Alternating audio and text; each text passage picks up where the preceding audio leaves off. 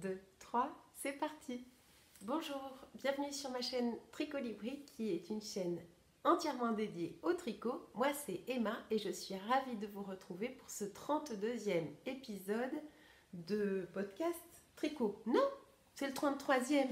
Donc j'ai pris des notes et j'étais pas revenue vous voir depuis 17 jours, me dit YouTube, ou 18 jours. En fait, la dernière fois qu'on s'est vu, c'était quand je suis allée voir ma copine Agathe sur son lieu de vacances à Méché-sur-Gironde. Et on avait tourné donc 2 épisodes, un pour sa chaîne Agathe Power of Tricot et un pour la mienne, donc Tricolibri. C'était mon premier tricot trip. Le premier, j'espère, d'une longue série de tricot trip. J'ai bien l'intention de venir à votre rencontre dans mon van. J'avais prévu pour la deuxième semaine des vacances de Pâques de commencer un petit périple autour du Médoc en allant voir déjà 2 abonnés et puis ensuite terminer chez des copains. Et le confinement qui nous a été annoncé la semaine dernière m'a complètement arrêté dans mon élan. Donc je resterai... Je resterai sagement à la maison et puis ensuite je viendrai vous voir et ça sera encore plus apprécié, encore plus sympa de pouvoir sortir de chez nous pour venir vous voir pour de vrai. En attendant, comme ils nous ont prévu 4 semaines de confinement, j'ai prévu moi de quitter la ville et je suis dans un nouveau décor puisque j'ai décidé d'aller m'installer avec mon petit garçon. Les grands sont restés à Bordeaux, à l'écart de la ville, bien au calme. C'est le printemps, on va pouvoir profiter de belles journées et puis travailler à distance puisque lui comme moi, nous serons en télétravail. Donc je suis de tout cœur avec les mamans qui ont déjà connu ça, de télétravailler en faisant en plus l'école à la maison.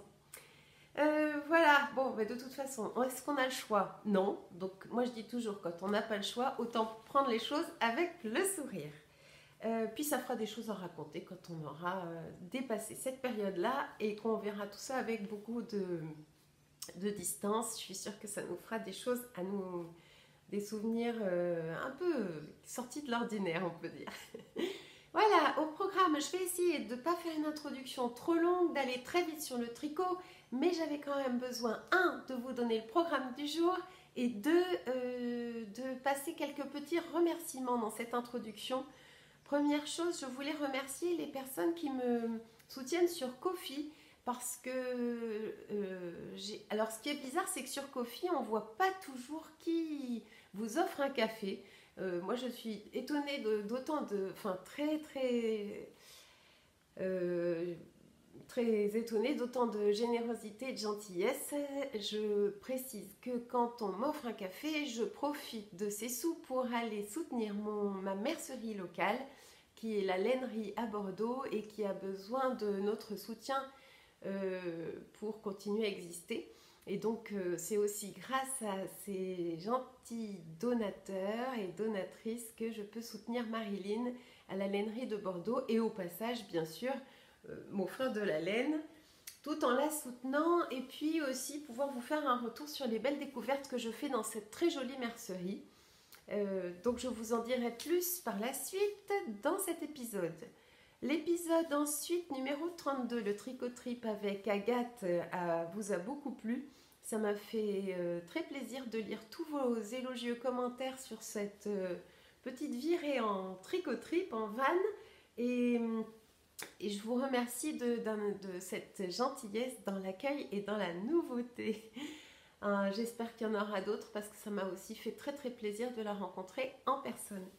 Ensuite, je voulais remercier tout particulièrement Chantal qui a gagné un lot quand on avait fait un tirage au sort. J'avais fait un tirage au sort pour mon 30e épisode et elle avait gagné un des fameux lots que j'offrais pour offrir de la laine à chaussettes de chez Lidl. Et cette petite cachotière m'a envoyé un colis qui est arrivé dans ma boîte aux lettres.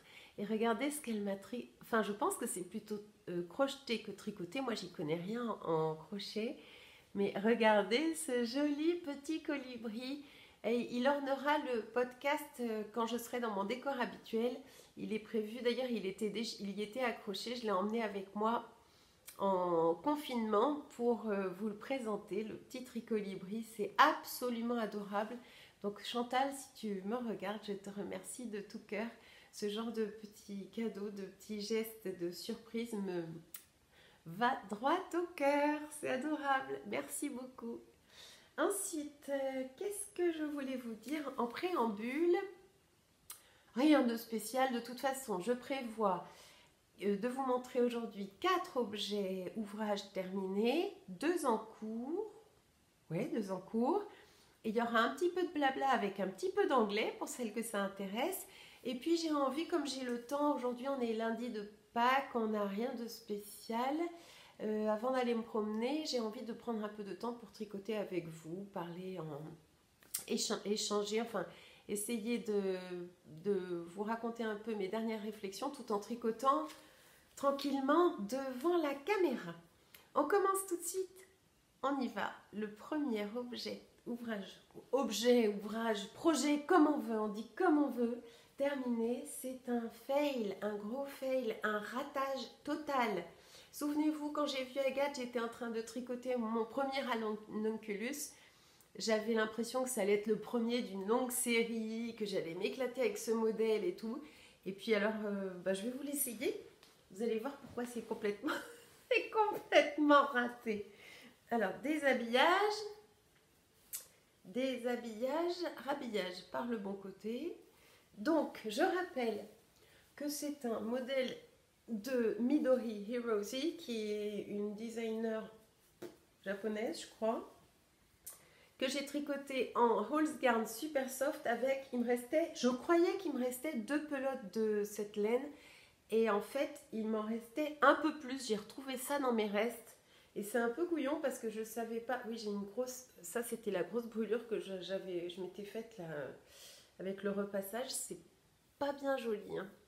Donc, c'est raté, complètement raté, pour plein de raisons. D'abord parce que c'est très serré aux manches, ça me fait de gros bras, j'ai pas de gros bras du tout, mais ça colle là, c'est pas du tout joli. Ensuite parce que mon I-cord ici, il est cassant tellement il est serré, il est pas souple du tout. Et puis ensuite, alors je vais reculer pour vous montrer un peu la matière, hein. Non, ça va pas du tout cette matière là. C'était de la ficelle, c'est resté de la ficelle, du coup, comment t'expliquer? Tu vois, ça rebondit pas, ça... c'est affreux, c'est tout simplement affreux. Il y a des trous plus grands sous les bras, j'ai raté ma dentelle, donc il y a un décalage entre le... Là, dans le machin, j'ai raté ma dentelle. Je sais pas pourquoi, à l'arrière, je sais pas si vous voyez, mais j'ai carrément fait un raglan en plein milieu du dos. Je sais pas si ça se voit. Enfin bon, c'est raté. Et donc, moi, ce que je fais, c'est qu'en général, quand je rate, hop, il y a mes mouchoirs qui sont tombés.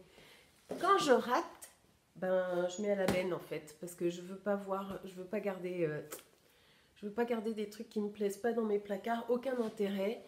Donc voilà, le premier ranunculus aurait été plus ou moins un brouillon. De toute façon, avec 2 pelotes de cette laine-là, la Holzgarn Super Soft, je pensais pas faire grand-chose d'autre de plus. Et je me dis que ça m'a servi de toile comme en couture, ça m'a servi de brouillon. Et en fait, j'aime pas du tout ce truc-là, donc désolée, je peux pas rester avec ça, je trouve que ça me va pas du tout. Je l'enlève. C'est pas grave de rater, je pense que ça fait partie aussi du projet, quoi. Moi, j'apprends, même en ratant, j'apprends des choses. Donc, je réenfile mon très vieux Miroménil que j'avais tricoté en Holzgarn super soft et que je n'arrête pas de mettre. Le Miroménil... Ah, j'ai pas mes patrons ici. Le Miroménil, je sais plus de qui c'est. Si vous voulez, de toute façon, je le rappelle, je ne suis pas sur Instagram. Moi, j'aime pas du tout... Pour ceux qui nous rejoignent, je n'aime pas du tout les réseaux sociaux. Alors... C'est marrant de dire ça et d'avoir une chaîne YouTube, mais en fait, je connais pas, je sais pas, j'arrive pas à comprendre comment ça marche. Je n'arrive pas à en comprendre l'intérêt non plus. Et puis surtout, j'ai l'impression que c'est des trucs, même Pinterest, avant ça m'inspirait énormément, maintenant ça m'inspire plus du tout, parce qu'il y a trop de pubs en fait. Il y a trop de pubs, ça m'intéresse pas du tout de voir que de la pub. Donc je ne suis pas sur sur un Instagram, je ne suis pas sur Facebook, mais vous pouvez retrouver ma page Tricolibri sur Ravelry où mes projets sont indiqués.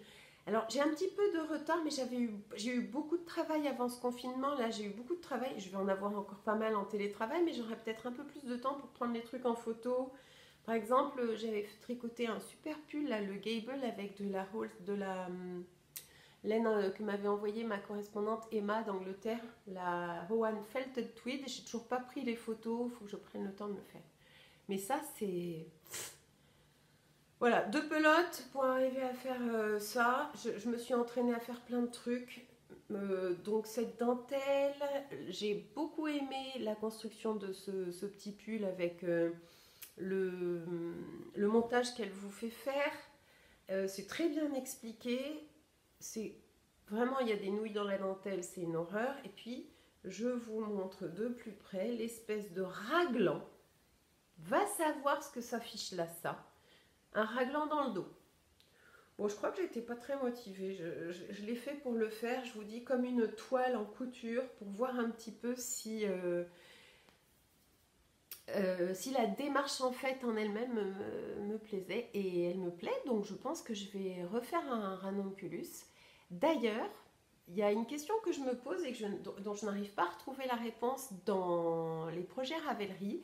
Il me reste 6 pelotes dans mes restes, là il me reste 6 pelotes de celle-ci, la Brushed Alpaca Silk de chez Drops. Et je me dis qu'un ranunculus en noir avec ces restes de Brushed Alpaca Silk, ça pourrait être pas mal. Sauf que je n'arrive pas à savoir s'il faut que je la tricote en simple ou en double. Et je n'arrive pas du coup à savoir si les proportions en termes de quantité de laine sont correctes.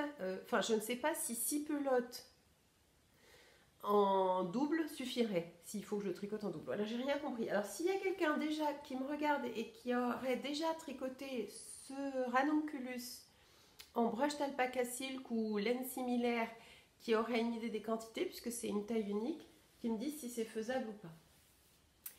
Pour venir me confiner ici dans notre maison villa de week-end, c'est une maison de famille du week-end et des vacances, j'ai pris tout mon stock de laine. Enfin, ça tient dans 3 boîtes, des grosses boîtes, des caissons en plastique, parce que j'avais envie d'utiliser mon stock, de profiter de ces moments d'isolation là pour tricoter mon stock.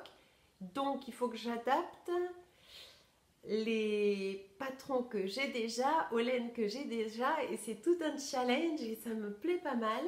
Et je me suis dit que je me récompenserais, c'est toujours très agréable de tricoter, mais c'est aussi très agréable d'acheter de la laine, et ça sera ma récompense au fur et à mesure que mes boîtes se videront.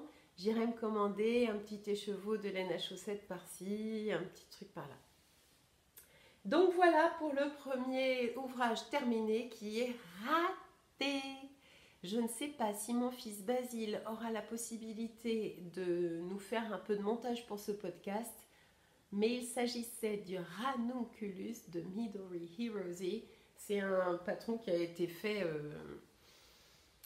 des milliers de fois, peut-être 6000 fois, je sais pas, faudrait que je regarde. Alors tout ça c'est sur mon Ravelry et facile à retrouver. Ranunculus, on va bien voir. Alors je me suis racheté un portable et j'espère que oui, ça marchera bien. Il y a 5000... Non, c'est pas possible, il y a plus que ça. Il y a 7637 projets pour ce ranunculus. Que je te montre. Attends, je nettoie. Ah zut. Voilà. Oh mais non, mais qu'elle est nulle. Là. Le ranunculus, ça s'écrit comme ça. Et pour moi, c'est un raté. 7630 personnes l'ont fait et l'ont apparemment pas raté. Moi, oui. Ensuite, qu'est-ce que j'ai fait? Ah oui, j'avais montré d'ailleurs, quand j'avais fait une petite vidéo sur mon stock, j'avais montré les quelques pelotes de différentes catégories de drops que j'avais acheté pour tester. Et j'avais acheté à chaque fois j'avais commandé sur Kalidou, Kalidou, c'est souvent là que je commande ma laine drops. j'avais commandé différentes qualités à chaque fois, du gris et à chaque fois 2 pelotes pour pouvoir les tester sur un petit projet et pouvoir m'en faire une idée puis vous en faire un retour. Et donc j'ai pris acte et j'ai fait un petit bonnet avec de la Charisma, puisque j'en avais 2 pelotes. La Charisma, ça s'écrit K, de chez Drops, qui est composé de 100% laine. Et comme ça se fait avec des aiguilles 4 mm et 21 mailles pour 10 cm, je dirais que c'est une DK. J'y connais pas grand chose, mais enfin bref, j'ai voulu refaire le classique Ribbed Hat de Pearl Soho qui m'avait beaucoup plu, en particulier pour sa couronne là en étoile.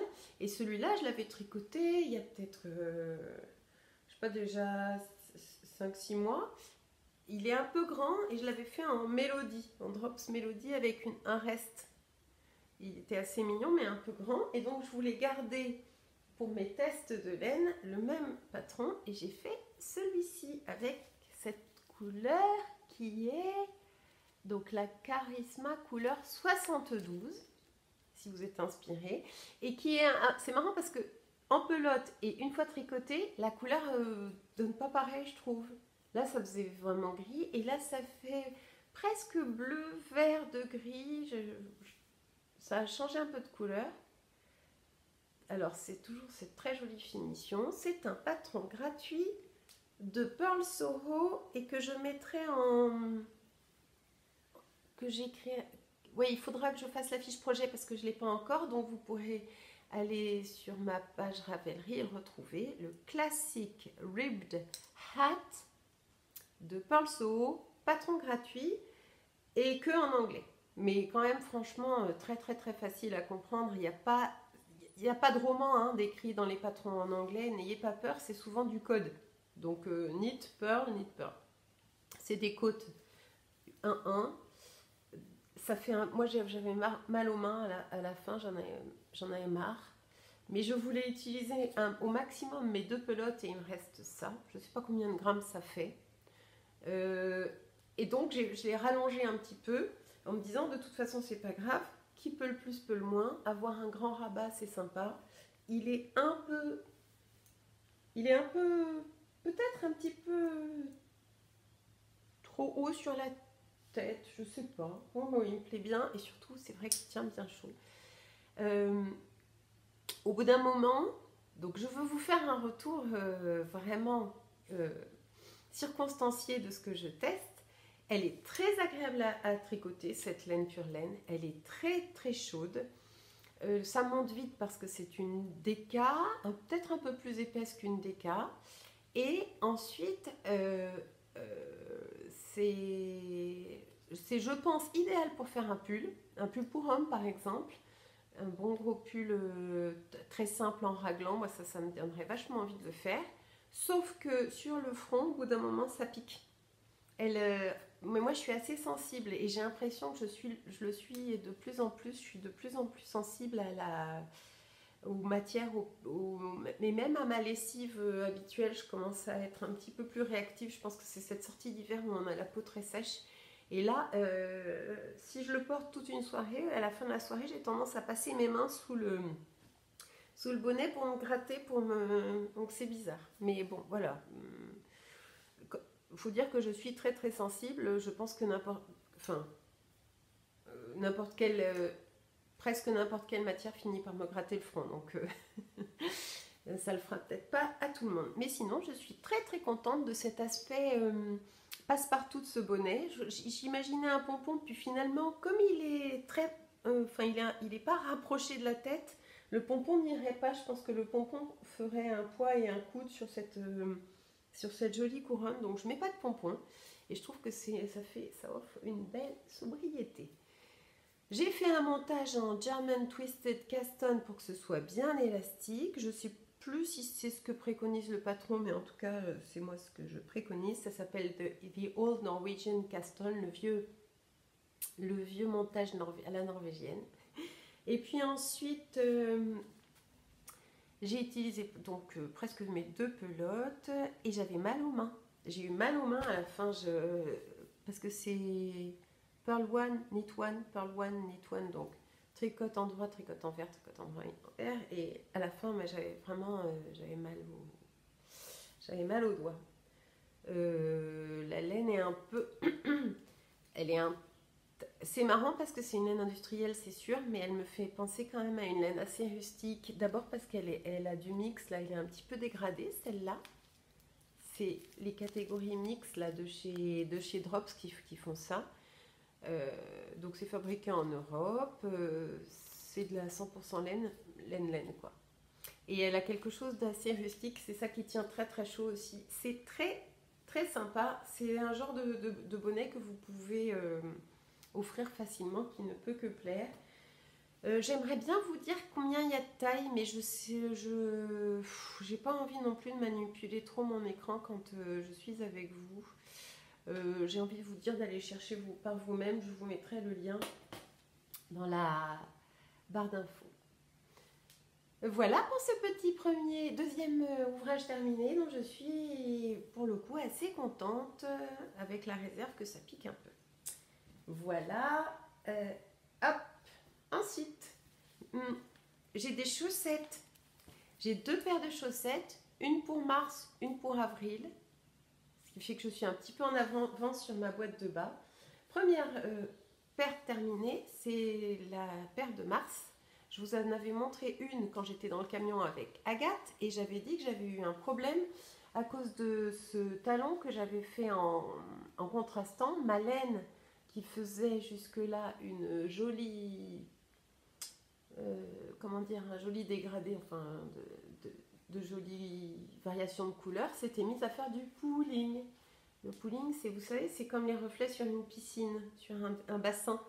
Donc j'en ai de ce côté-là et j'en ai un peu de ce côté-là. Donc j'avais coupé.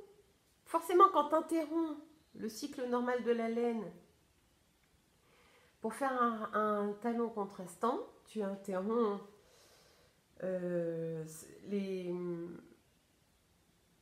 variation normale des couleurs et ça fait ça. Donc il y a des petites paillettes. Je ne sais pas si on voit. C'est la laine qui est teinte à la main par la personne qui s'occupe de la boutique Little Weasel, passage du Grand Cerf à Paris, et qui teint cette laine qui s'appelle Lil Bling, qui est magnifique, très très très agréable à tricoter. J'en avais acheté 2 écheveaux quand j'avais fait une petite razzia là, dans la boutique Little Weasel à Paris en juillet dernier. Elle m'attendait cette laine très sagement dans la boîte, et puis quand j'ai enfin pu la tricoter, la bobiner, rien que la bobiner, c'était un plaisir. Ah tiens, j'ai l'étiquette, je peux vous montrer. Le coloris c'est Rubeus High Grade, c'est de la Lil Bling de chez Little Weasel. Tiens, là je l'étiquette, c'est ça. C'est rare que je tricote des laines teintes à la main. Et du coup, quand ça m'arrive, j'en éprouve encore plus de satisfaction, de plaisir. Je l'économise. Je suis contente parce que j'en ai encore un petit peu. Même peut-être assez pour me faire des soquettes, puisqu'en ce moment, je me fais pas mal de soquettes. Donc, reprenons le fil. Ce sont des chaussettes que j'ai tricotées avec des aiguilles 2,50. Parce que d'habitude, je faisais en 2,25. Mais je voulais essayer de changer mes paramètres. J'ai fait 60 mailles en commençant par le haut du pied, 60 mailles, aiguille de 50 au lieu de faire 64 mailles, aiguille de 25 pour voir. Et elles me vont, elles sont toujours un petit peu grandes, mais j'ose pas faire 2,25 60 mailles, mais il faudrait peut-être que j'essaye.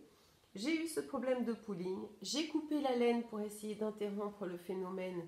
Et bien en fait ça fait des micro-rayures plutôt que de faire des variations, donc j'étais pas très contente.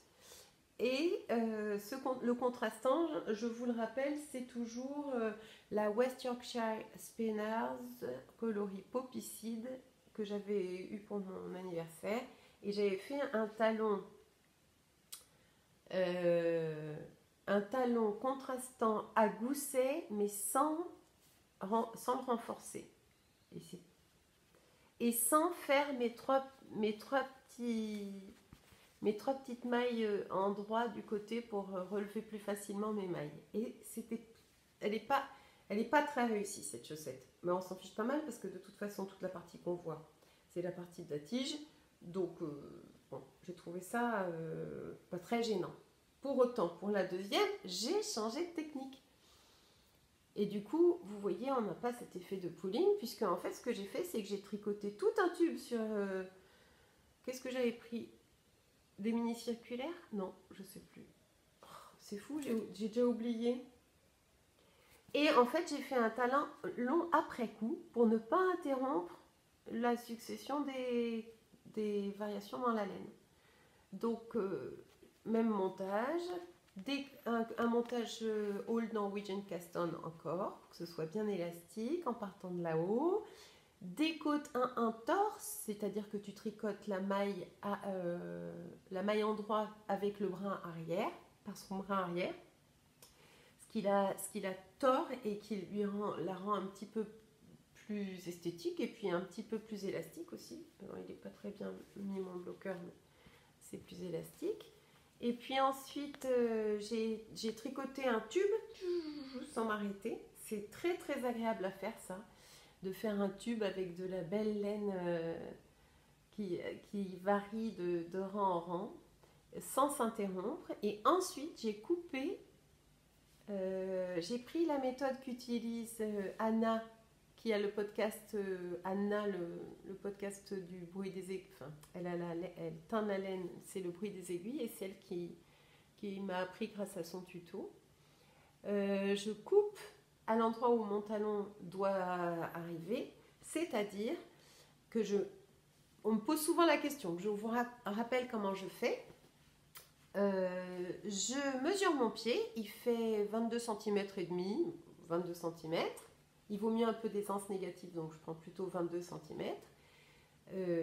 Ça, c'est une fois que j'ai tricoté tout mon tube et que j'ai fini ma pointe, 22 cm, et j'enlève 5 cm, ça fait 17. Je pars de 17 cm que je mesure sur mon tube. Et puis là, je coupe à 22 cm, je coupe un brin de laine après avoir préparé mon truc. Il faut bien regarder le podcast d'Anna. À 22 cm, je coupe et je fais mon talon. Et là, ça fait 5 cm. Donc, tu as 17 plus 5, 22. Tu as la taille de ton pied, de la pointe jusqu'au talon. Donc, beaucoup plus réussi. C'est pas grave, c'est une paire de chaussettes pareil, pas pareil, avec deux talons différents. L'un à gousset, l'autre en afterthought. Donc, c'est intéressant parce qu'on voit ce que ça donne. Et on voit que ces laines qui sont soit autorayantes, soit comme ça à variation prévue par la teinturière, méritent vraiment qu'on fasse un talon après coup. Et d'ailleurs, c'est très très très simple le talon après coup parce que c'est la même technique pour faire les pointes et pour faire le talon. Vous voyez, j'ai comme deux talons. Alors au début, ça fait un peu bizarre et puis une fois bloqué, impeccable. Donc ça, c'est les bloqueurs. C'est marrant parce qu'à chaque épisode, quelqu'un me pose la question de savoir comment on trouve le patron. Donc c'est avec plaisir que je remettrai le lien de Cyber Seams qui propose un patron à découper, à imprimer et à découper pour faire vos bloqueurs à chaussettes dans un set de table. Et ce qui est vachement bien, c'est que du coup, d'abord ça n'accroche pas. Si ça accroche, on met un petit coup de lime à ongles. Et puis en plus, si vous faites une machine de chaussettes par exemple et que vous voulez bloquer joliment toutes vos chaussettes d'un coup, c'est complètement faisable d'avoir... moi je m'en suis découpé plein, donc autant de paires de chaussettes, autant de bloqueurs ou presque. Comme ça, elles prennent une jolie forme. C'est moins onéreux que ces bloqueurs en bois dont on peut avoir en gros une ou deux paires, mais pas plus quoi. Voilà, donc pareil, pas pareil, la paire de chaussettes du mois de mars qui est toute jolie. Et je sais pas si on voit les petites paillettes. Oui, donc on peut voir un tout petit peu les jolies variations de cette laine. Et les jolis contrastants qui va très bien avec, je trouve. Voilà, je verrai au porté s'il y a une différence entre une chaussette avec un talon à gousset et une chaussette en afterthought. Et je vous dirai ce que j'en pense, mais pas avant l'année prochaine, puisqu'en fait, je vais m'offrir je vais les enrouler précieusement à ma façon, les mettre dans la boîte en réserve, et je m'offrirai cette boîte à Noël, j'ai dit, à Noël prochain. Et il y aura en principe 12 paires de chaussettes ou plus. Je ne m'interdis pas d'en faire plus parce que c'est un petit ouvrage que j'ai toujours sur mes aiguilles et que j'emporte partout. Et puis surtout, j'en offre.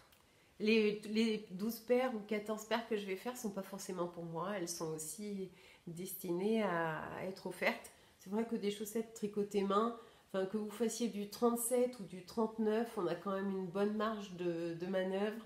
Donc ça peut être un chouette cadeau, un petit cadeau déjà prêt pour... au cas où on a besoin d'un petit cadeau déjà prêt. C'était les chaussettes de mars. Ensuite, qu'est-ce que je vais vous raconter d'autre? L'ouvrage terminé numéro 4. On en est déjà là. 1, 2, oui, le bonnet, 3, 4. Ce sont des chaussettes encore. Donc je vous dis, c'est normalement mes chaussettes si on calcule du mois d'avril. Sauf qu'on commence tout juste notre mois d'avril, donc ce sera peut-être des chaussettes en plus. C'est pas très grave. Elles seront là, elles seront prêtes. Et c'est les chaussettes Rose City Rollers de Mara Catherine Brainard. Je les mettrai sur la fiche Ravelry pour vous montrer, que j'ai tricoté encore et toujours avec cette laine qui n'en finit pas. Donc ça c'est, je m'étais fait ce sac à projet avec des restes de velours de coussin, des restes d'une petite robe que je m'étais faite et il me restait ce tissu un peu doré. Avec un reste de toile enduite que j'avais utilisé pour faire des trousses de toilette, et j'avais inventé le truc. Je me demande si je serais capable de le refaire en fait.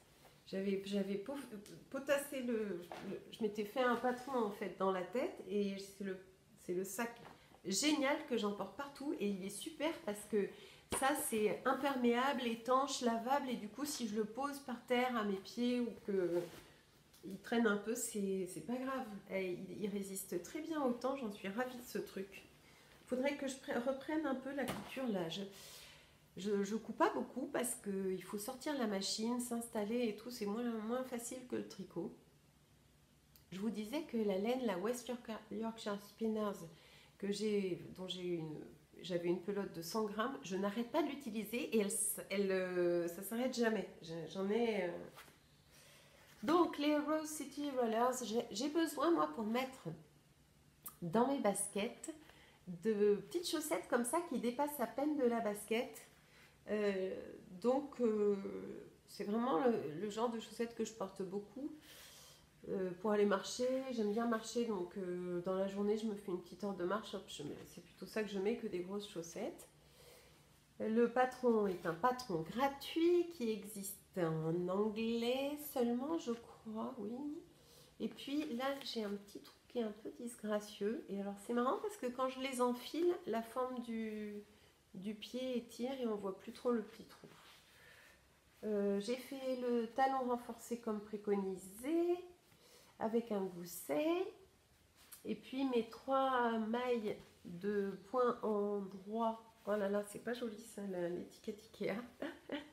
Les 3 mailles de point endroit que je fais comme d'habitude. Ah là, ça c'est très joli à montrer quand même. Je vais essayer d'être un peu esthétique. Très souvent, pour faire un talon renforcé, on va vous dire de travailler un flap, le heel flap là, en aller-retour. Donc une maille endroit, une maille glissée à l'endroit et à l'envers, tout à l'envers. Mais si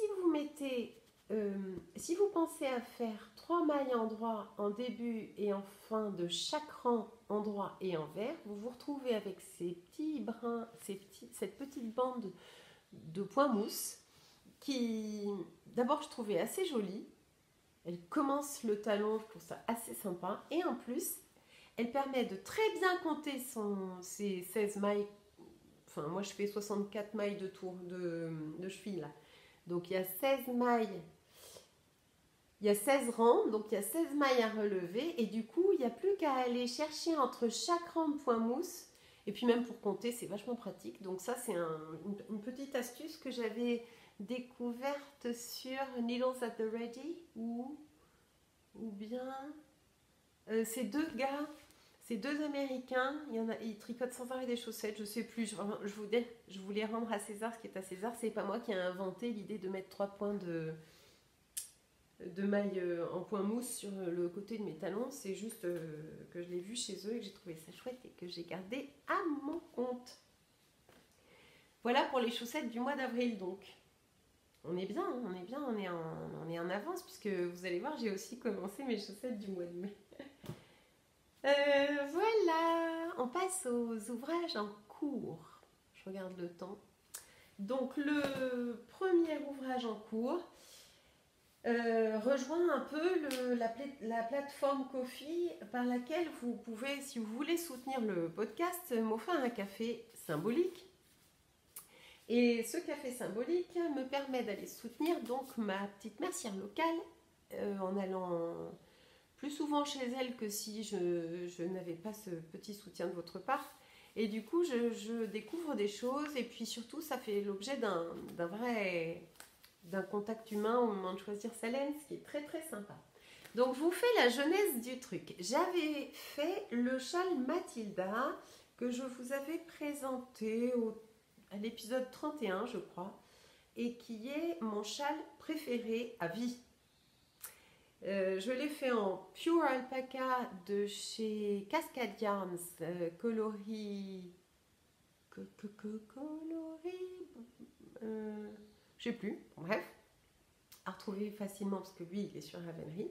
Et comme je le mets énormément et que je le trouve génial et que je trouve que c'est un excellent basique qui va avec toutes les couleurs et tout, et puis surtout de l'avoir travaillé avec de l'alpaga au lieu de faire avec le mohair qui est préconisé dans ce patron du châle Mathilda par Aurélie Tixier, j'ai voulu refaire avec la même recette gagnante, c'est-à-dire de l'alpaga en calibre worsted. Et donc, je me pointe chez Marilyn,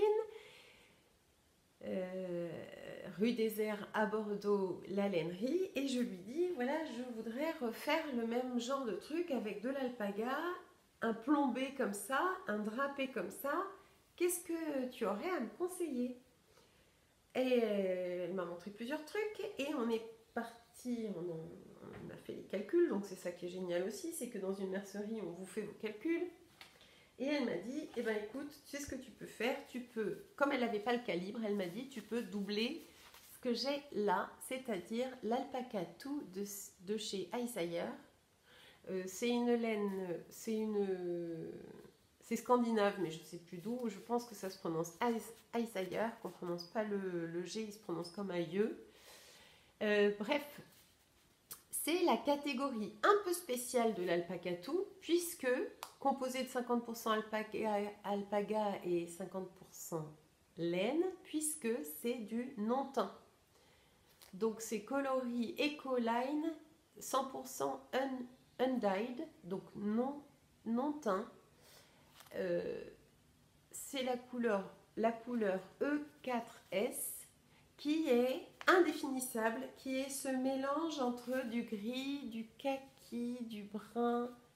Moi, je trouve ça magnifique. J'aime beaucoup que ce soit non-teint et d'une couleur si profonde quand même. La catégorie est un peu différente. Enfin, la couleur de l'étiquette montre cette catégorie qui est un petit peu différente, que je connaissais déjà puisque j'ai fait mon cardigan, mon Copenhagen cardigan avec de l'Alpaca Two. Et là, je la tiens en double. Donc, bobinage assez bien fait avec le concours de mes garçons. Tout le monde s'y est mis. Donc, ils bobinent assez bien, hein, mes garçons. Ça donne un truc vraiment pas mal avec ces petits nids là d'abeilles. Il y en a, ils sont un petit peu différents. Je sais qu'il y en a un qui tient le fil un peu plus serré que l'autre, mais Il y a un petit peu de travail familial dans chaque bobinage. Donc, elle m'a dit, tu la tiens en double et ça donnera le même calibre que pour l'autre. Voilà ce que ça donne. Alors, hop, je montre le Mathilda et j'en suis...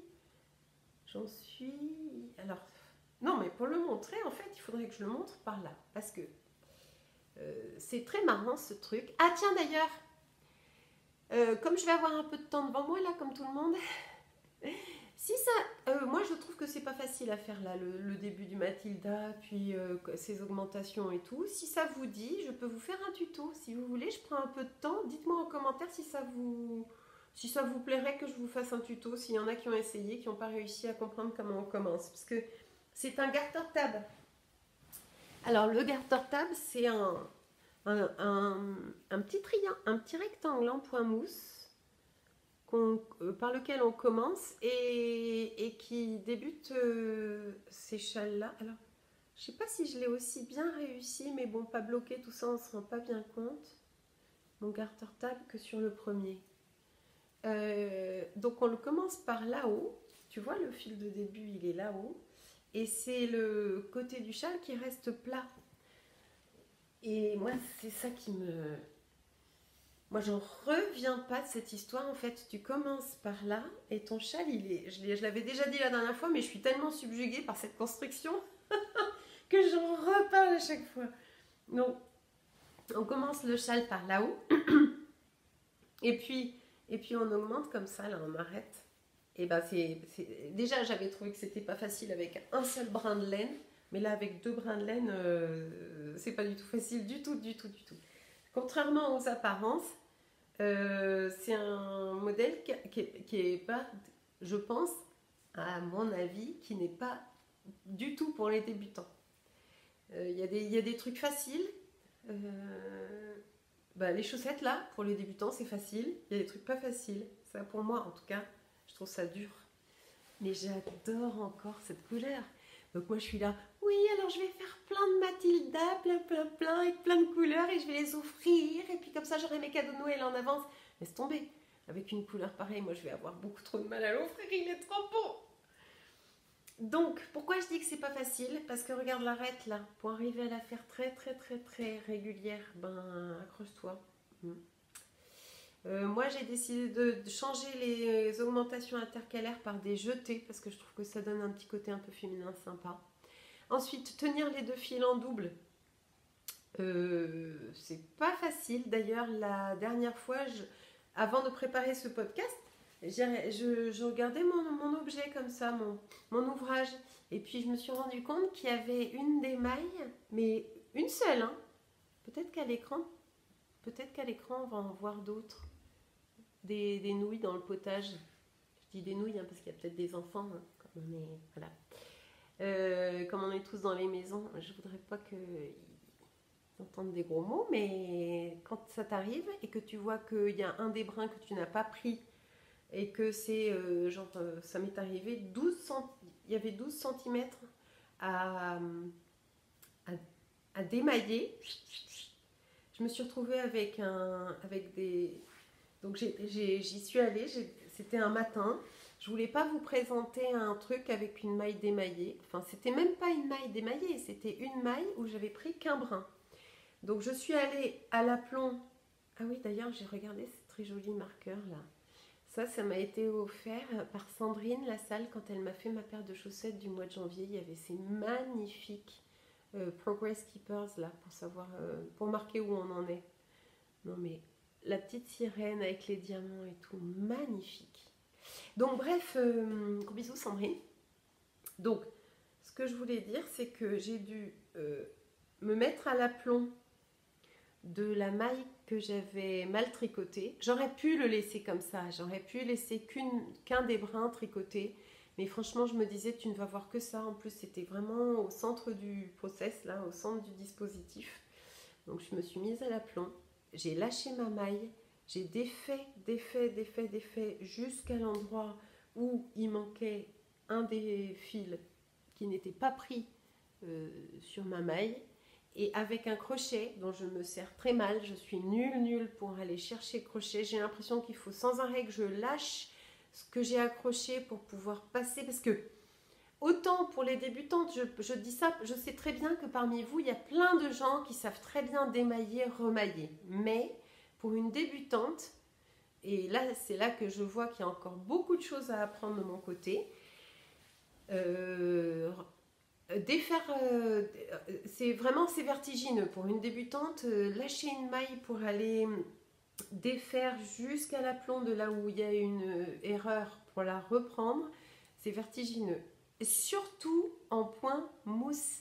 Parce que je dirais que le jersey, quand tu démailles et que tu remailles, c'est toujours le même geste pour remonter ce petit V jusqu'en haut. Mais quand tu es en point mousse, il y a un endroit où il faut que tu ailles chercher ta maille avec le brin, avec le passage du fil sur l'endroit, et une autre où le passage du fil doit être à l'avant de ta maille. Et ça, moi, avant que je le comprenne et dans quel sens et tout, ça m'a vraiment pris du temps. Donc, ce que je veux vous dire là, c'est que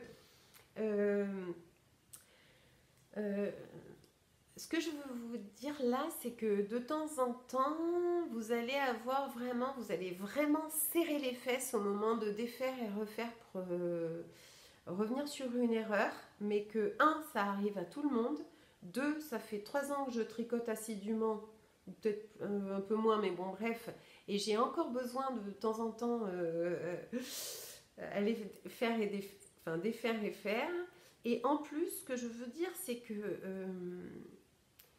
bien sûr, c'est pas évident, mais il faut se lancer, et de toute façon, qu'est-ce qui peut arriver? On apprend de ses erreurs, c'est pas très grave. Donc lancez-vous, défaites à l'aplomb d'une maille où vous vous êtes trompé pour essayer de comprendre comment marche votre tricot aussi, parce que ça m'apprend pas mal de trucs à chaque fois.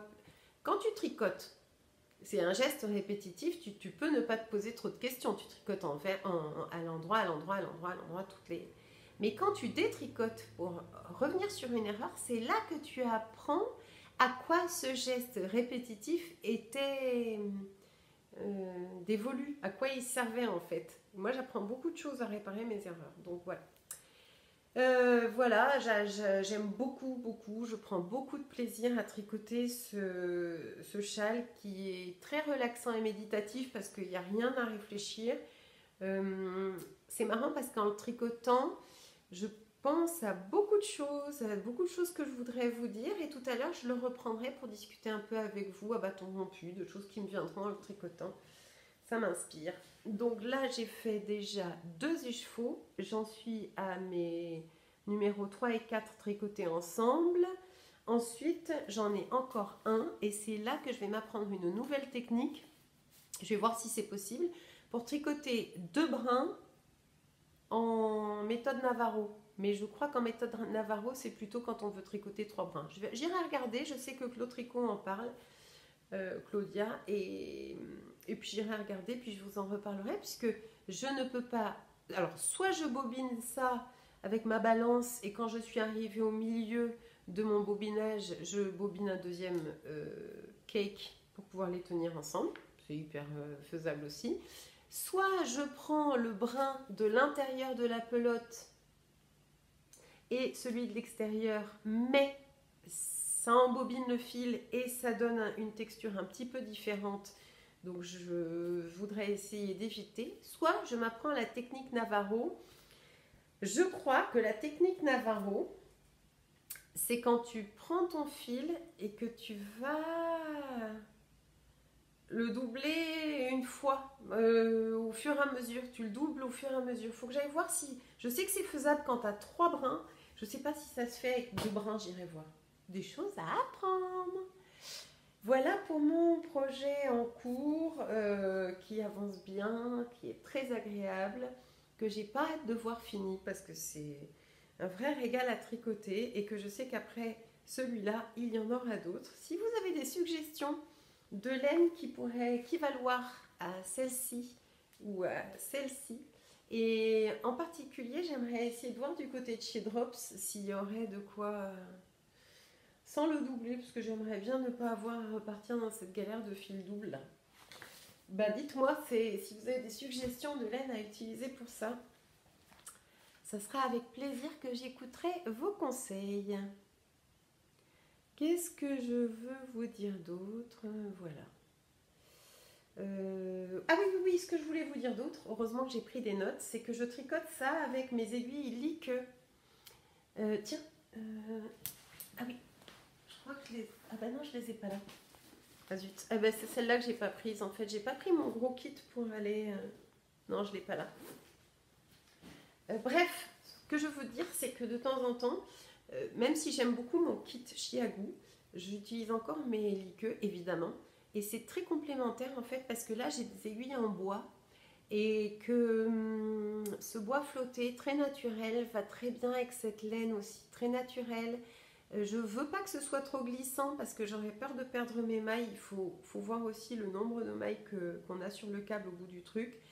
Si quand je le laisse, les mailles s'échappent sur une matière trop glissante, c'est vraiment dommage. Donc je suis très contente de retrouver de temps en temps, pour ce genre de grand ouvrage, mes aiguilles liqueux. Ce que je tiens à dire aussi, puisqu'on me pose pas mal de questions, y compris sur Ravelry, sur mes choix d'aiguilles, c'est que les câbles liqueux ne reviennent pas. Ils ne sont pas rebondissants comme les câbles Chiago. Donc ça va très bien pour ce genre de modèle qui se tricote en aller-retour mais bon, par exemple, pour du Magic Loop, laisse tomber. Moi, ce câble, j'ai déjà utilisé, c'est complètement faisable. Hein. Mais ce câble qui est quand même très très rigide, là, sur du Magic Loop, je ne conseille pas du tout. C'est faisable, hein, mais c'est pas ce que je préfère. Voilà. Bah ça y est, ça s'embobine les lunettes, le truc. C'est un peu l'histoire de ma vie avec ces deux brins d'alpaga. Alors j'ai ma vue qui a baissé d'un coup en une semaine. Je n'y vois plus de près. Donc je suis obligée d'avoir un peu en permanence mes jolies lunettes. Elles me plaisent, elles sont progressives, elles sont chouettes, mais il va commencer à faire chaud et je redoute d'avoir à porter sans arrêt avec moi des lunettes. Je ne sais pas comment on fait. Ça va être une nouvelle expérience de vie, disons. La vieillesse qui arrive. J'ai tricoté des chaussettes de Pâques. Je ne sais pas pourquoi j'ai eu. Hier, Pâques, j'ai tricoté une chaussette. Et j'ai tricoté à partir de ce fabuleux livre dont je parle depuis 3 épisodes. J'espère ne pas trop vous saouler avec ça. Mais quand quelque chose est si bien fait, si intéressant, si fiable et testé et approuvé pour vous, je pense que ça vaut vraiment le coup d'en parler, d'en reparler autant de fois qu'il faut pour que vous puissiez aussi trouver votre compte. Et ce livre-là est excellent. Donc j'ai voulu tricoter des chaussettes, je voulais des soquettes et je me suis dit, ah bah non, c'est surtout que j'ai regardé le podcast de Pauline, Magliari Torta. Salut, si tu me regardes, je t'embrasse très très fort. Merci pour l'inspiration que tu nous procures.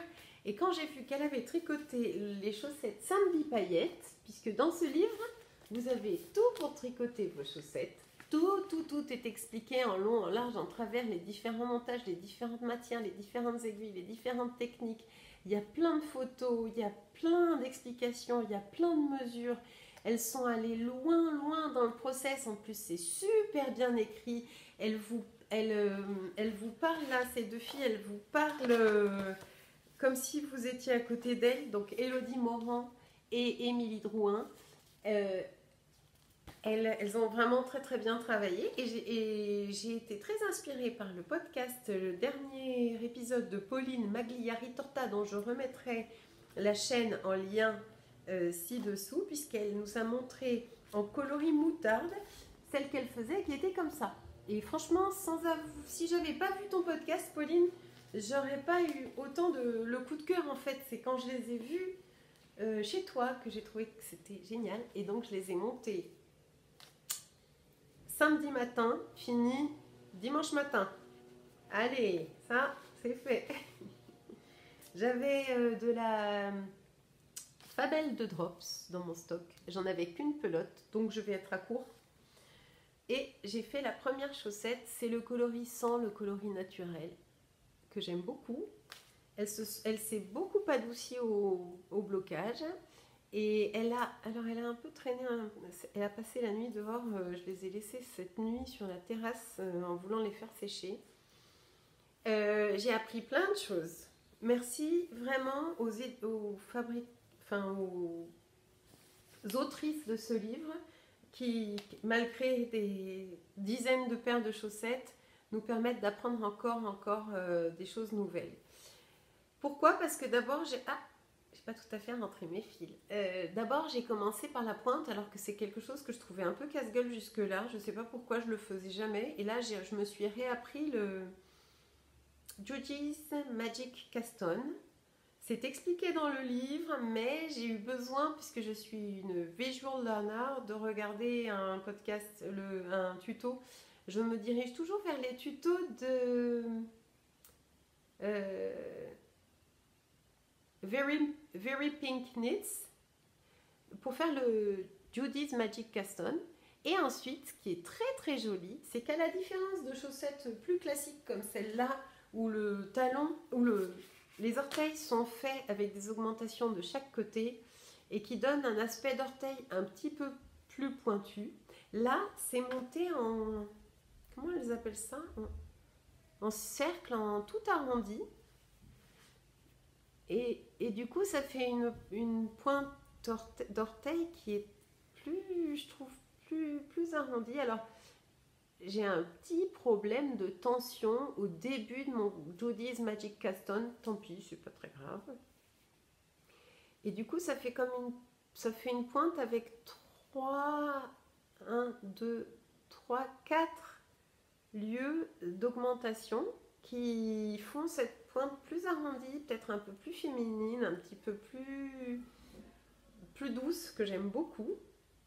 Moi, je suis pas très dentelle, j'ai du mal avec les choses qui sont un petit peu trop présentes, un petit peu chargées, mais là, c'est une dentelle qui est très sobre, donc je trouve ça adorable. Donc je me suis réappris le Judy's Magic Caston. J'ai réappris à commencer mes chaussettes par la pointe. J'ai appris à faire la première fois des chaussettes en dentelle. Ensuite, j'ai suivi exactement les indications du patron qui annonce à chaque fois la couleur en te disant tu vas apprendre ça, ça, ça et ça. Donc là, j'ai appris à faire un talon en German Short Rose. Et là, j'ai eu une révélation parce que on nous fait tout un pataquès avec le Fish Lips Kiss Heel, le talon renforcé à gousset, le talon renforcé à gousset avec œil de perdrix, le talon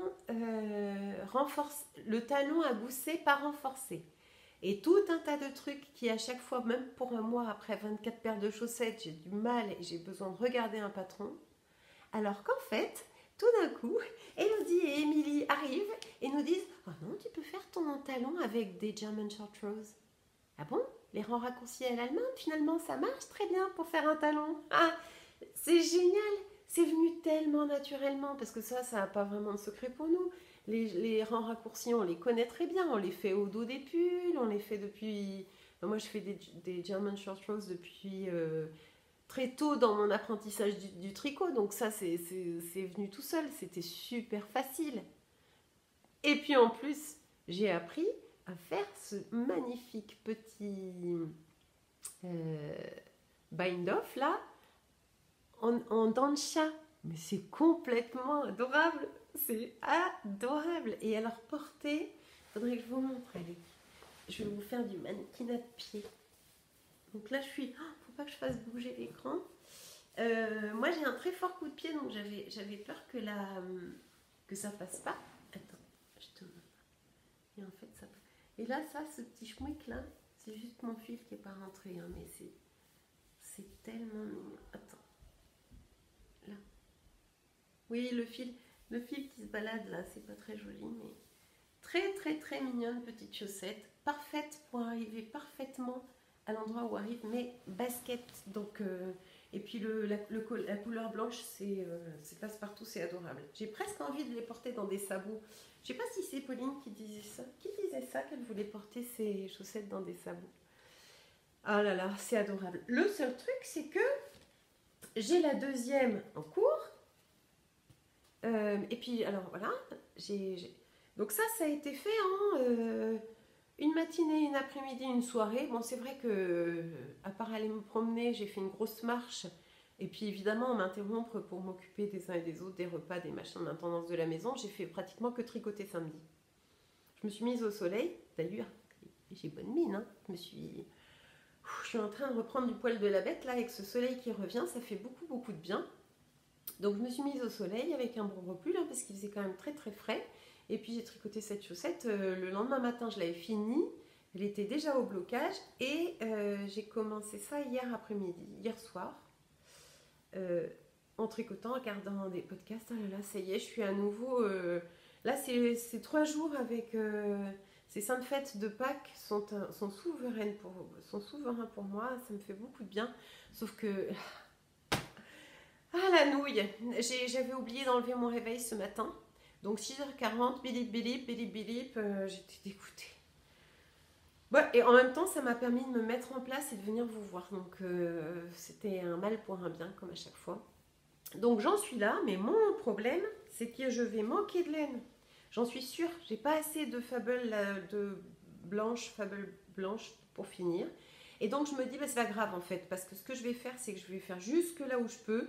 Et je prendrai une autre laine, genre de la Baby Merino de Drops dans le même coloris pour faire mon haut. Comme de toute façon, c'est la partie qui frotte pas dans la chaussure, ce sera pas grave, je prendrai une autre catégorie de laine. Donc la suite au prochain épisode, je vous montrerai. Ça normalement, alors c'est censé être mes chaussettes de mai. Mais, je voudrais beaucoup les mettre. J'ai très envie de les porter cette année. Donc elles iront peut-être pas dans ma boîte de bas. Elles iront peut-être directement dans mes souliers pour que je puisse en profiter. J'en ferai une autre pour ma boîte de bas, mais j'ai pas envie non plus de me frustrer en tricotant de jolies chaussettes que je pourrais pas porter. Alors autant la dentelle c'est pas mon truc parce que je l'ai déjà dit, tout ce qui est trop chargé, trop plein de couleurs et tout me va pas, c'est normal, j'ai déjà beaucoup de couleurs sur moi, donc n'en rajoutons pas. Autant cette dentelle-là est très sobre, elle est juste parfaite, magnifique. Bravo, bravo les filles, j'adore. Elle se retient hyper bien. Ce que je me faisais comme réflexion en la tricotant, c'est que je me disais, oh, tu tricotes bien, oh là là, qu'est-ce que tu sais très bien tricoter. Alors que bon, c'est vachement du bluff en fait. T'as l'impression d'être une super forte tricoteuse alors que c'est que des mailles ensemble et des mailles glissées et des jetés. Mais une fois que tu as compris le jeté, et de toute façon, elle t'explique tout. Là, d'abord, il y a des pages que ce livre est bien fait, vraiment bravo. Hein. Il y a des pages de rabat qu'on peut mettre en marque-page à l'endroit précis où on décide de faire enfin, là où on prévoit là où on a son patron. Et puis en plus, sur le rabat, ils ont pensé à tout. Il y a la liste des abréviations, donc on n'est jamais paumé. C'est vraiment un régal. Je pense pas que je ferai tout leur modèle parce que ça, par exemple, c'est vraiment trop chargé pour moi. Cette dentelle-là, c'est au-delà de ce que... Mais j'admire énormément le boulot. Hein. Avec Agathe, on était vraiment tombés en arrêt sur celles-ci qui sont en jacquard aussi.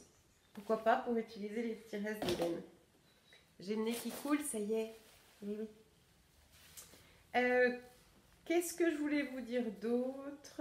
Impression d'être une tricoteuse hors pair. Voilà.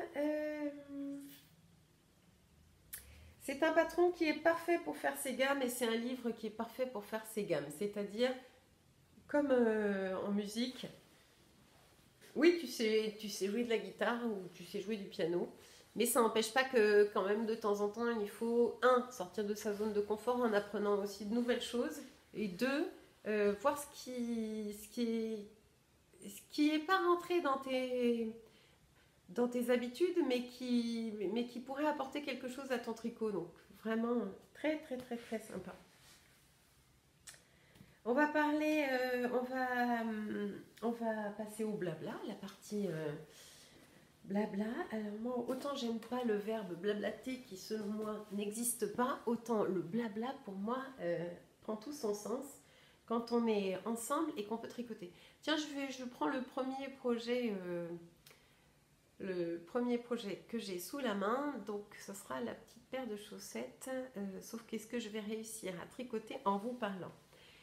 Premier petit sujet sur lequel je voulais revenir sur les fameux tricots tripes.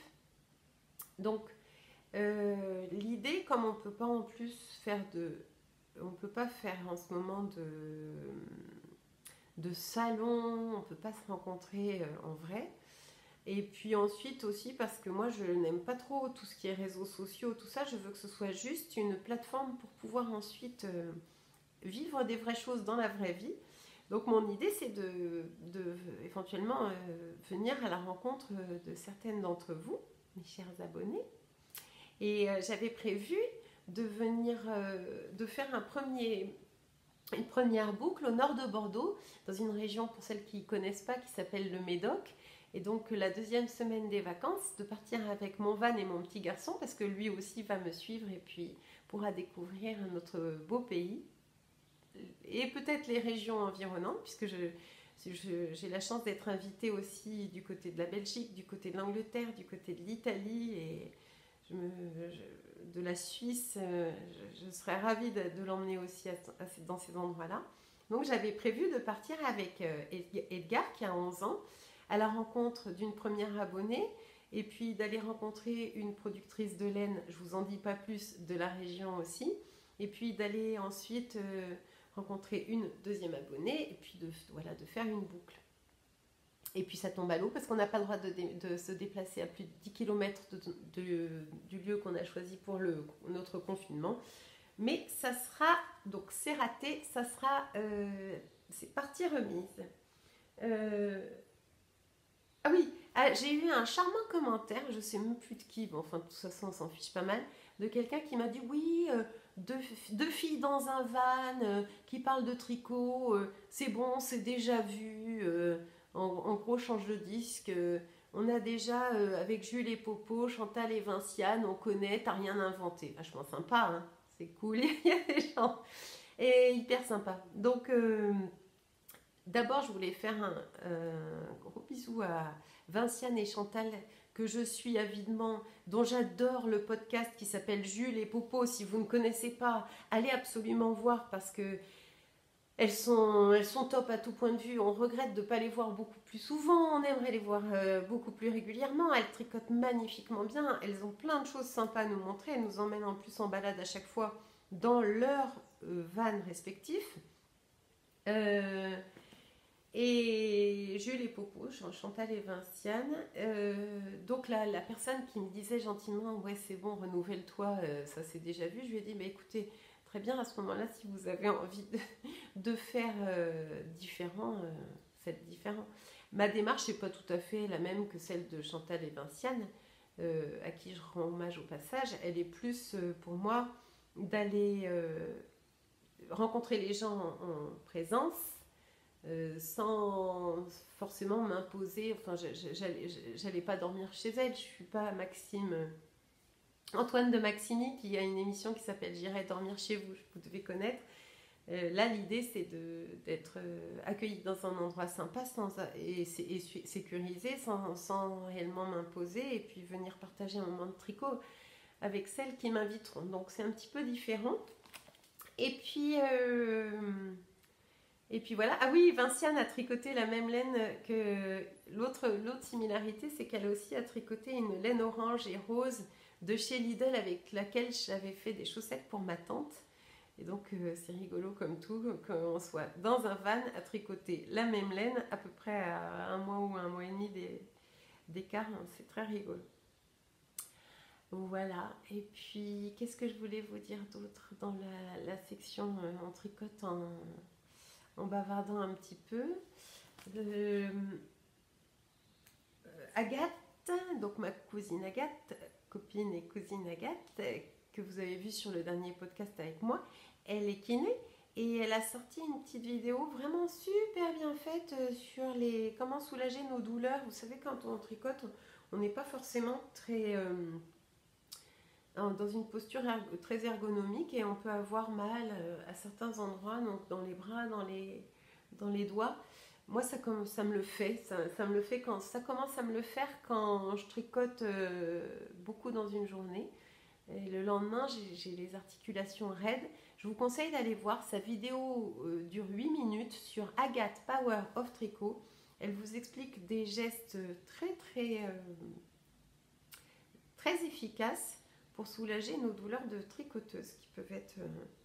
En fait, comme nos gestes sont très répétitifs, ça provoque des troubles musculo-squelettiques qui s'appellent des TMS et qu'on peut résoudre par certains exercices, certains étirements que propose Agathe et qui sont très efficaces.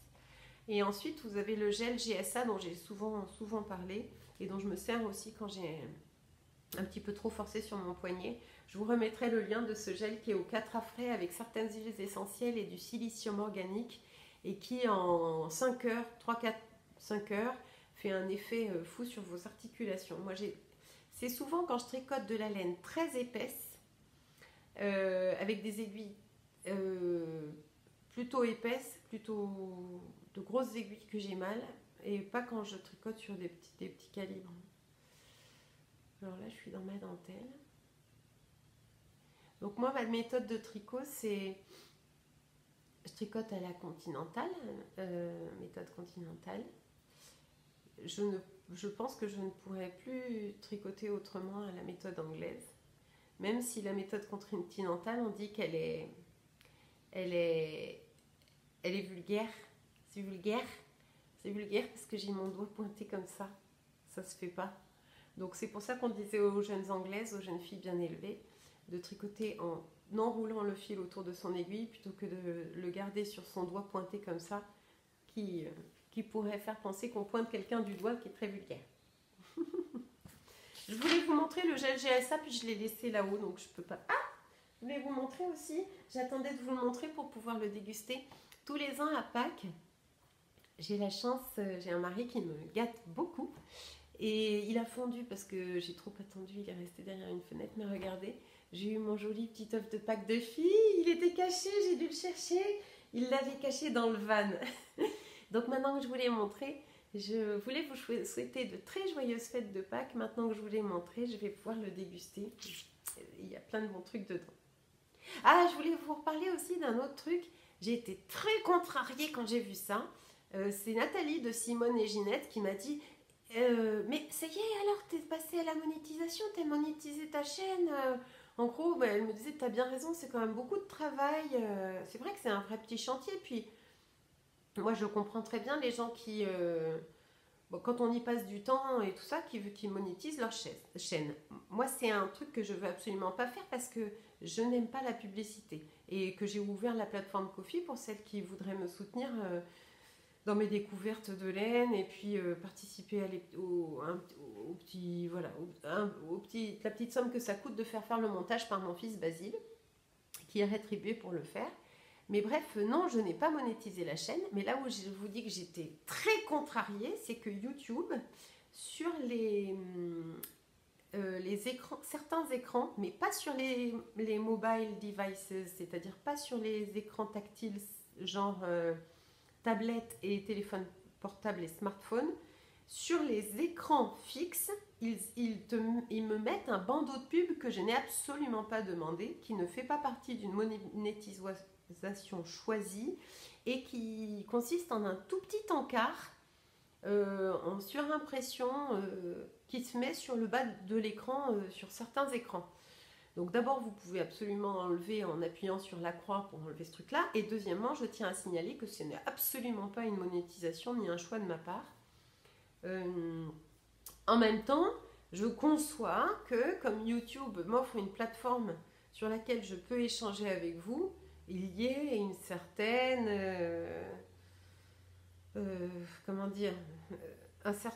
en échange de cette plateforme qui est gratuite pour moi et pour vous, qui est au passage une rétribution de la plateforme. Mais bon, c'est pas du tout un choix de ma part et je n'ai pas du tout demandé la monétisation. Ça ne changera jamais. Donc vous pouvez être sûr que je ne mettrai jamais de publicité avant ou après mes vidéos. Ça n'est pas, c'est tout à fait volontaire de ma part. Je ne veux pas rentrer dans le cycle de la publicité. Qu'est-ce que je voulais dire d'autre? Ah oui, je finis mon rang et je vous en reparle. En fait, quand je suis allée à la lainerie la dernière fois pour rendre visite à Marilyn et puis utiliser un petit peu les sous des cafés virtuels qui m'ont été offerts, il y a eu deux choses. D'abord, elle m'a conseillé pour acheter de la laine. Et puis, deuxième chose, je lui ai montré les chaussettes que j'avais faites en laine verte de chez The Fiber Company et qui contenaient du nylon recyclé, que j'ai pas là pour vous montrer, mais que je vous avais montré un précédent épisode et qui sont sur mon Ravelry.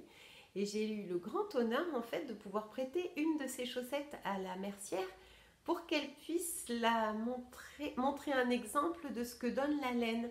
Et donc, je suis très honorée qu'un de mes tricots se retrouve en boutique pour faire un store sample. Un store sample, c'est un échantillon, un exemple de ce qu'on peut faire en magasin. Et donc, je suis très fière d'avoir un de mes tricots qui finalement aboutit à montrer ce que donne cette laine en boutique. Très contente de pouvoir lui prêter cette chaussette. Ensuite, surtout que c'est Marilyn qui m'a pour la première fois mis des aiguilles et de la laine entre les mains. J'avais pas tricoté depuis l'âge de 13-14 ans et je m'y suis remise grâce à elle, donc la boucle est bouclée. Et puis ensuite, je vais vous montrer ce que j'ai pris d'autre chez elle avec vos sous, avec les sous des généreux donateurs de Ko-fi que je remercie encore. Je ne sais plus si je l'ai dit en début d'épisode, mais c'est hyper chiant parce que c'est compliqué de gérer les remerciements et la messagerie sur Ko-fi. Et du coup, j'espère ne pas me montrer très mal élevée en n'ayant pas remercié quelqu'un qui mériterait d'être remercié. Parce que c'est pas très lisible nos échanges, savoir à qui j'ai répondu, à qui j'ai pas répondu, qui a fait une donation de manière anonyme, c'est un peu stressant. Mais je vais vous montrer alors ce que j'ai pris. J'ai pris la laine alpaga dont je fais le châle et puis j'ai pris de la baby alpaca en lace. C'est la première fois que j'achète de la laine lace, très fine, de chez Kremke qui est 100% alpaca et dont je vais me servir en mélangeant avec le mohair de la ferme dorée dont j'avais pris 6 pelotes pour faire un petit pull d'été très léger, très vaporeux et qui ira très bien en lace et mohair et qui s'appelle le Papus Pullover. Tiens, je vais regarder comment on a le temps. Je vais regarder voir si je peux vous le retrouver, le Papus sur Ravelry, pour vous montrer un peu. Parce que comme mon fils travaille Basile aujourd'hui, ça m'étonnerait qu'il ait le temps de nous faire du montage et du truc. Papus. C'est un design japonais qui est très sobre, très beau et dont j'ai vu de très belles versions sur Ravelry. Accéder. Oh là là, qu'est-ce que je suis nulle là. De Midori Hirose. C'est encore la même designer que le Ranunculus, qui d'ailleurs n'a pas été un grand succès pour moi. Et le Papus, je voudrais vous montrer une version qui m'inspire. Ça, bah non, ça donne pas du tout ce que je voudrais que ça donne. Disons que c'est un peu déjaugé, donc ça se tricote ça devient très léger. C'est quelque chose qui, voilà, ça va être un peu ce genre-là. Je crois que c'est une construction très particulière qui va être assez sympa. Voilà, donc ça c'est, ouais, ça va être à peu près ça. C'est un projet pour les jours à venir. La construction est spéciale. J'espère que je vais mieux le réussir que que l'affreux ranunculus. Et puis ensuite, très très gentiment, Marilyn, la mercière, m'a offert des échantillons, parce qu'elle a une représentante en laine qui est venue la voir et qui voulait lui faire essayer des nouveautés pour la boutique. Et elle m'a dit, tiens, toi qui veux tricoter des chaussettes sans nylon, essaye ça qui vient de sortir. C'est la Lazy, enfin je crois que ça vient de sortir, la Lazy Linen. Donc en fait, au lieu d'avoir du nylon, il y a du lin. D'ailleurs, ça se voit, elle est très velue, très poilue. Bon, c'est une couleur un peu improbable, mais moi j'étais très contente d'avoir un petit cadeau. Donc je vais certainement tricoter la prochaine paire de chaussettes en lin comme ça. Et je me dis que pour l'été, ça sera plus agréable à porter dans les pieds quand il fait chaud que du nylon. Et puis ensuite, elle m'a donné cette toute petite pelote de crème que Edelweiss, qui est composée d'alpaga et polyamide et qui est aussi de la laine à chaussettes avec un coloris très bright, très flash. Et je trouve qu'en contrastant avec des chaussettes noires, ça pourrait être vachement sympa. Voilà, je crois que je vous ai parlé de tout, de mes petits projets, mes idées, mes envies. Je ne promets rien, mais j'aimerais beaucoup venir vous voir assez régulièrement lors de ces 4 semaines de confinement, histoire de vous tenir compagnie et puis de faire en sorte qu'on passe tous des moments un peu hors du temps comme ça qui font que ça se passe en douceur. On va voir, je vais essayer. Je vous tiens au courant. 1h21 de blabla, mais je sais qu'il y en a plein qui adorent quand c'est long. Donc je prends mon temps, disons. Voilà, je vous embrasse très très fort. Je vous souhaite un bon confinement, plein de temps de tricot. Prenez-le avec philosophie. Pour nous les tricoteuses, c'est quand même certainement beaucoup plus facile avec cette bonne ressource. Un avion passe et je vous embrasse très fort. Je vous dis à bientôt sur Tricolibri. Bye!